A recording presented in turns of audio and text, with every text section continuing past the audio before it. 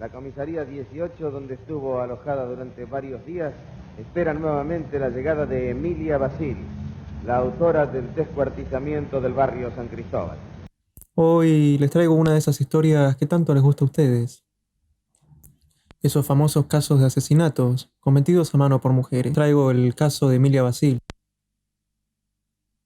Quizá muy conocido para ustedes, si son de Argentina. A Emilia nunca le importó ser linda o fea. Sus problemas familiares y económicos la llevaron a concentrarse más en la supervivencia que en la felicidad. Había nacido en el Líbano en 1911, cerca de mediados de los años 40, y por motivos que aún se desconocen, emigró a la Argentina. Llegó acá en un carguero desvencijado y con olor a podrido. Estaba completamente sola y aburrida de tanto viaje. Estaba completamente desesperanzada, como diríamos, ¿no? Se instaló en Buenos Aires, en una pensión cercana del puerto en el que se bajó. Tenía ella anotada un par de direcciones de libaneses que conocía, pero por casualidades del destino nunca los visitó tampoco. La dueña de esta pensión, Dora, fue quien le enseñó las primeras palabras en español. Emilia le pagaba, pero además la ayudaba con las tareas de la limpieza y por sobre todo, en la cocina. No lo hacía por afecto a Dora, sino por puro cálculo. Sabía que sí o sí tenía que caerle bien a esa mujer, porque era de ella quien dependía su triste futuro. La posadera era una mujer acostumbrada a recibir inmigrantes y tenía la bendita costumbre de que cada vez que aparecía un inmigrante, le pedía que por favor cocine los platos típicos de su tierra. Por casualidades, la comida libanesa resultó ser uno de sus platos favoritos y Emilia, al ser libanesa y estar en el rol de cocinera, logró ser aceptada muy bien y por primera vez en su vida, logró sentirse cómoda en un lugar. Al poco tiempo de todo este resurgimiento, Emilia logró conseguir empleo en un frigorífico.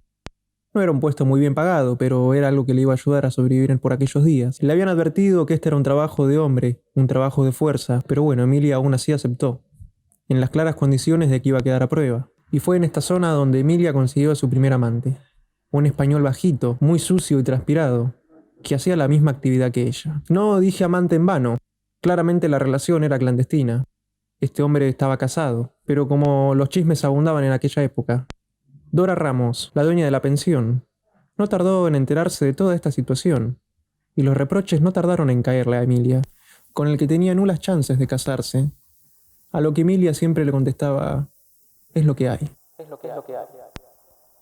Pasaron 10 años y Emilia siempre vivía en la pensión. Parecía que su futuro no tenía ningún tipo de cambio. Su vida permanecía inmutable. Siempre vivía en la pensión, siempre cocinaba comida, siempre trabajaba en el frigorífico. Pero un día, en un fatídico bar de Constitución, conoció a Felipe Rueda, un hombre de nacionalidad peruana, 13 años menor que ella. Morocho, esmirriado, Rueda se acercó a la mesa de Emilia, a quien ya conocía de haberla visto con anterioridad, solamente por haberla visto en el frigorífico. El peruano era el encargado de realizar las compras de este bar. Las compras las realizaba en el frigorífico donde trabajaba Emilia. Y cada vez que se acercaba a realizar la compra de la carne allí, se detenía a mirarla fijamente, quizá auspiciando ya el futuro de su próspera relación con ella. Parecía que le gustaba ver a esa mujer bajita y musculosa, de manos callosas, cortando y feteando toda la carne que él necesitaría para llevarse. Pero bueno, a Emilia no le gustaba este hombre, pero si había algo que le gustaba menos, era la idea de quedarse sola o sin un amante, que le servirían para formar una familia. Es lo que hay. Se repetía una y otra vez. Es lo que hay. Rueda, en cambio, se enamoró instantáneamente de esta mujer. A pesar de las bromas de sus amigos que no podían creer cómo este hombre se enamoró de una mujer 13 años mayor, vieja y fea. Se casaron pocos meses después y se mudaron a una casa ubicada en la calle Garay, al 2200. Fue en esta casa en donde instalaron un restaurante llamado Yamil. Ellos vivían en el fondo de esta propiedad, lindando con un italiano, José Petriela. Soltero, amargado, adusto, completamente arruinado. En efecto, era el anterior dueño de toda la propiedad, pero una mala administración del dinero llevó a que tenga que venderla. El peruano prometió pagar una parte en efectivo y el resto en cómodas cuotas, a lo que llegaron a un acuerdo. Petriela les había puesto una cláusula a cambio de aceptar este tipo de pago. Le condicionó que él, hasta el pago total de la deuda, vivía en uno de los cuartos del fondo, de manera permanente. Sin embargo, Petriela estaba a gusto en esa posilga. Sentía cierta afinidad espiritual con el lugar, como si él estuviese tan arruinado como su vivienda. Pero lo que más le gustaba, como si fuese una cucaracha, era la sensación de encierro absoluto. Su cuarto estaba aislado de la calle, y la calle le producía un desdén terrible, miedo, inseguridad, por lo que estaba plenamente cómodo en ese cuartucho. Petriela salía lo menos posible, solamente para cumplir con sus tareas de destapador de cañerías. Pero a Petriela este cuartucho le gustaba más que por la simple oscuridad y estar alejado de la calle. Le había interesado por otros motivos un poco más amorosos. Le gustaba Emilia Basil. Aunque algunos dudaban de la fertilidad de la vieja Emilia, quedó embarazada enseguida. La hija se llamó Florinda Esperanza. Le siguieron Rosa Isabel y Mirta Emilia. Después del nacimiento de esta última hija, Emilia se negó a las súplicas de tener otro, quien, argumentando, quería seguir en la búsqueda de un hijo varón. La vida de Emilia sencillamente se trataba de cocinar en el restaurante La Yamil que poseía, limpiar la casa, cuidaba a sus hijas, claramente sin el menor afecto maternal hacia ellas, y trataba a su marido sin ningún tipo de cariño, como con desgano, como si fuese algo completamente secundario. Pero por sobre todas las cosas, lo que más se destacaba en la vida de Emilia era el aburrimiento.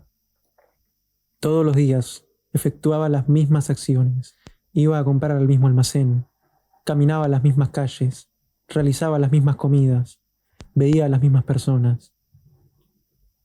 Era la monotonía, siempre con la frase, es lo que hay. Se repetía ella misma, una y otra vez. Es lo que hay, es lo que hay. Es lo que hay. Como sabemos, como se sabe públicamente, el aburrimiento es el detonante de cosas que pueden terminar muy mal, de errores garrafales. Y por lo que sabemos, Emilia cometió uno. Lo hace en estos momentos, prácticamente sola, apenas acompañada por un oficial del Servicio Penitenciario Federal. La ayudan a ascender al vehículo que la va a trasladar al lugar de la reconstrucción. Estas imágenes son absolutamente exclusivas. Ninguna otra cámara está registrando este momento. Inició una relación con el descuidado y sucio de Petriela. Pueden ser las preguntas. ¿Se entretenía haciendo esto? ¿Le gustaba a Petriela? ¿Se sentía mejor? La respuesta, no, nada de eso.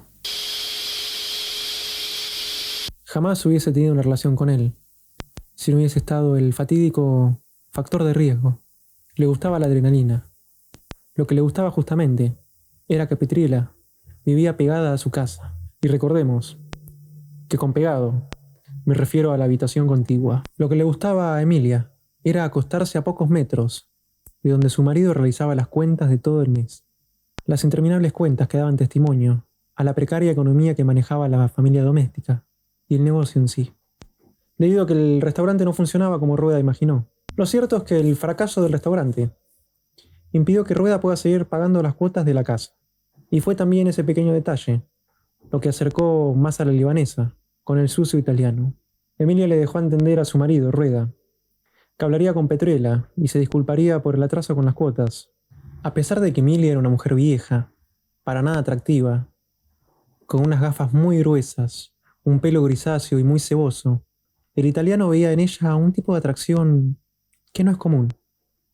Destacaba otras cosas, como por ejemplo que sabía cocinar, que sabía llevar bien una familia, y por lo menos tenía bastante carácter que él no tenía y que lo compensaba de la mano de Emilia. Claramente entendemos que la relación la empezó él, pero la estrategia la armó ella, como si de un plan maquiavélico se tratase. El crimen que cometió esta anciana, nacida en el Líbano en el año 1915. Como sabemos, mató y despedazó a su amigo José Petriela, italiano, soltero, de 66 años. La estrategia era muy sencilla. Emilia le golpeaba la puerta a las 12:30 de cada noche, y con esta acción quedaba más que entender que Emilia estaba vendiendo su cuerpo en cierta manera, por el hecho de poder pagar las cuotas a fin de mes y de no quedar en la calle, y además por la adrenalina de ser descubierta. Esto creaba un cóctel muy raro en Emilia, que al principio lo lograba disfrutar, Pero luego veremos que esta situación la terminó cansando. El vínculo entre los dos quedó rápidamente establecido. A Emilia esto le significó varios logros. El primero, claramente, posponer su aburrimiento. El segundo, ver que su edad y su demacrada apariencia no era un obstáculo para conseguir una pareja. Y tercero, que claramente retrasaba el pago de las cuotas del alquiler. Con el pasar de los días y de los minutos, aquel amante que veía en la habitación contigua lo empezó a notar como un estorbo. Lo que terminó siendo una metodología de golpear la puerta a las 12:30 de todos los días, terminó siendo una vez por semana, e incluso una vez por mes. Cuando los encuentros fueron muy espaciados, el italiano Petriella empezó a reclamarle.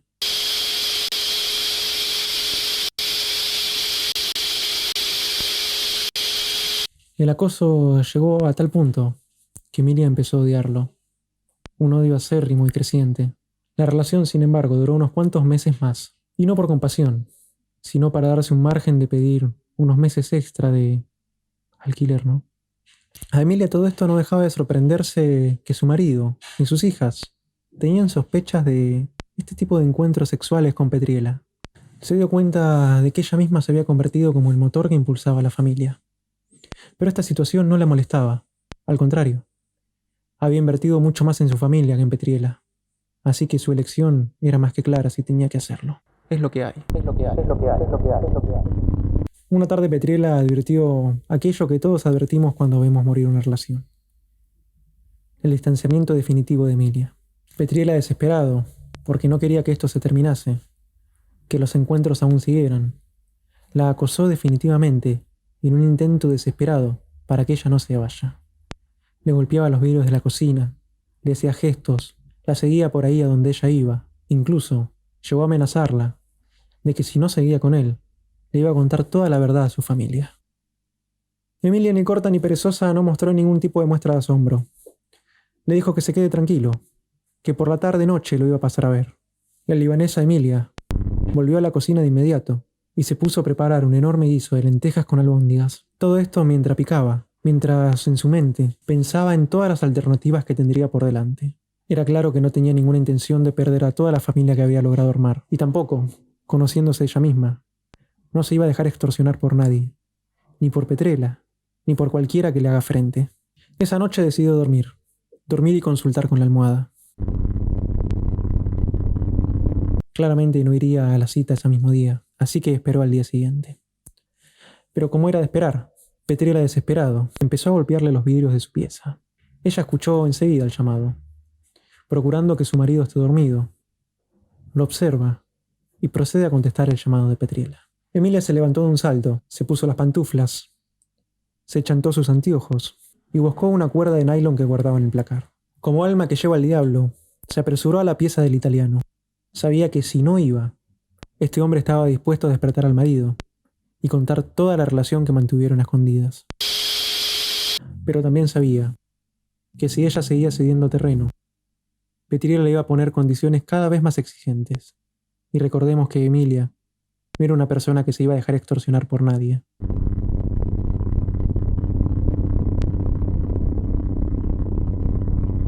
Así que, teniendo todo esto en consideración, se metió en la pieza del italiano, se acercó a los brazos de Petriella, quien éste tenía la falsa sensación de que iba a culminar sus deseos sexuales, pero lo que hizo Emilia no fue cotejarlo, sino abalanzar la soga de nylon sobre su cuello.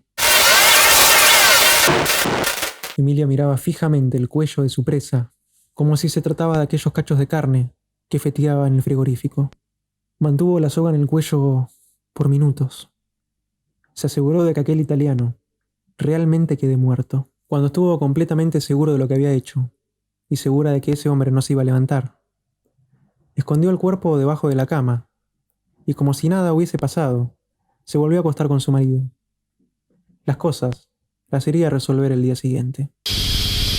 Con la lógica desapasionada que la caracterizaba, Emilia se despertó haciendo cálculos.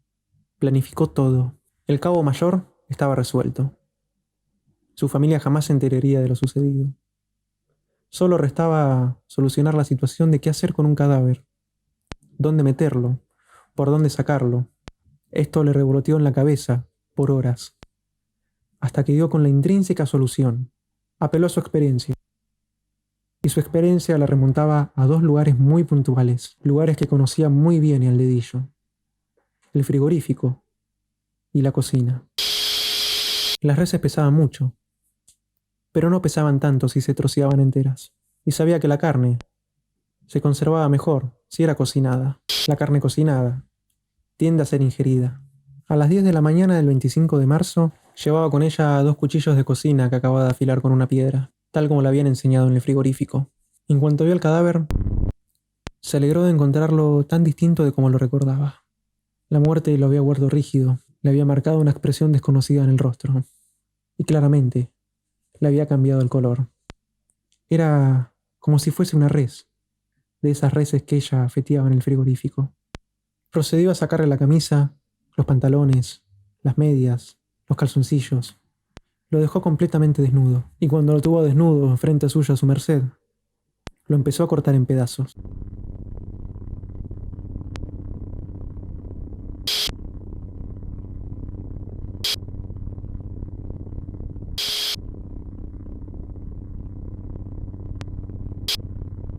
Buscó las articulaciones, separó los brazos del torso, las piernas, la cabeza, dado que eran las partes más apropiadas para el consumo.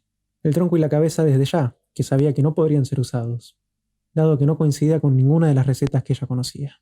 Fue llevando en una palangana, trozo a trozo, lo que había sido en vida su amante. Buscó las ollas más grandes que tenía en la cocina, y como si fuese algo normal, puso a hervirlo.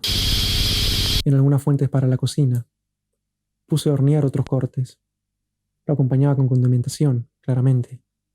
Como si de una receta de cocina se tratase. Era muy probable que la carne humana tuviese un gusto diferente, y había que evitar cualquier tipo de sospecha. Con la carne hervida hizo un guiso y empanadas árabes. Con la carne asada hizo un salpicón, al cual llenó de mayonesa y huevo. Cuando toda la cocina estaba lista, volvió al cuarto del italiano, y con el torso lo metió en un cajón de manzanas.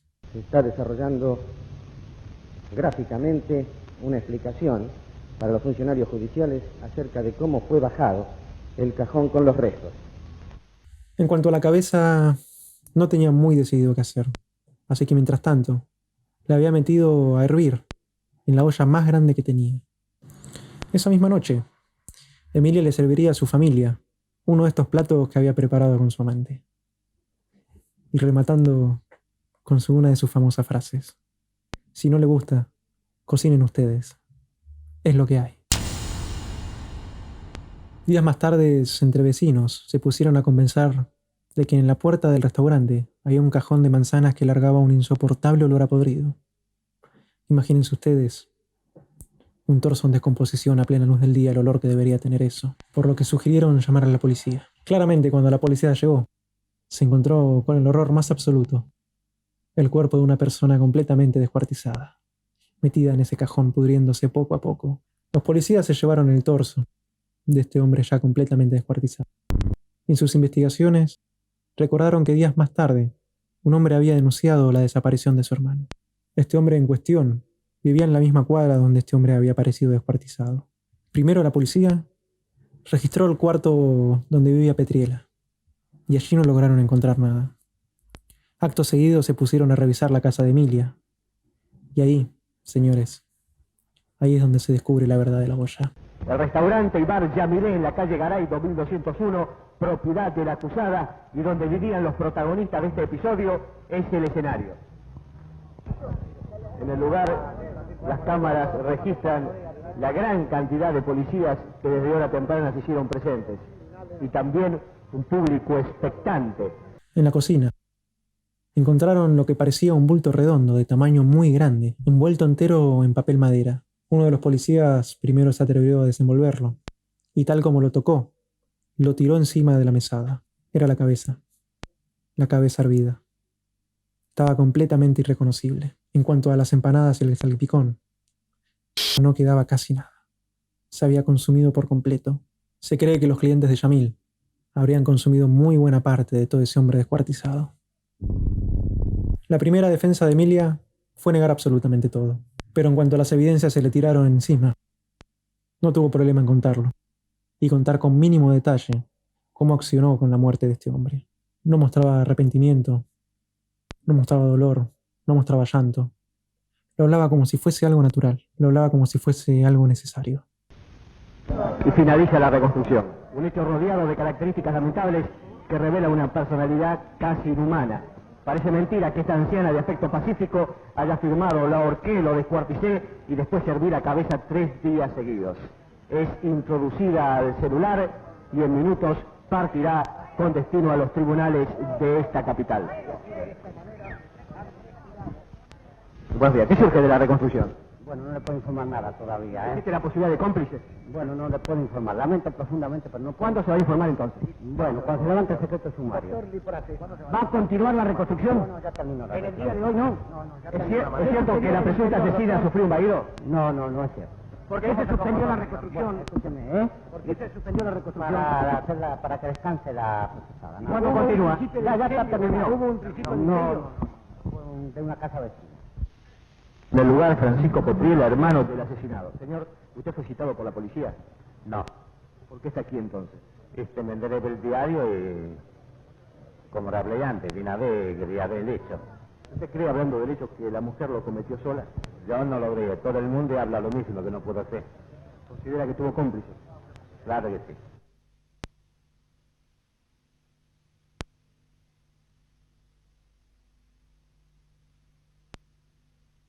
Su abogado intentó cambiar el veredicto de ella y dieron un giro a la historia, argumentándole que fue el armante quien quiso estrangularla a ella con una soga de nylon y que ella logró arrancársela de las manos y ahorcarlo a él en defensa propia.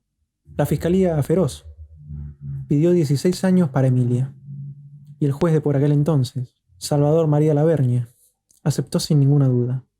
Era un caso atroz realmente. Sin embargo, en esta escena entró un nuevo actor, el nuevo abogado de Emilia Basile, el doctor Pedro Bianchi, quien pidió la nulidad del caso, y extrañamente lo logró. El caso pasó al juzgado del juez Jorge Sandro, y se terminó juzgándola por homicidio simple, con una pena de 10 años. En noviembre de 1979, 6 años apenas después del crimen, y recién habiendo cumplido apenas 2/3 de su condena, Emilia Basile fue puesta en libertad condicional. Una de las policías que relata haberla acompañado en su salida del penal le preguntó si tenía un lugar a donde ir, y ella, con su tan característico carácter y sus cruentas respuestas, le refirió: a usted no le importa, y a mí tampoco. Emilia Basile, señores, 24 de marzo de 1973.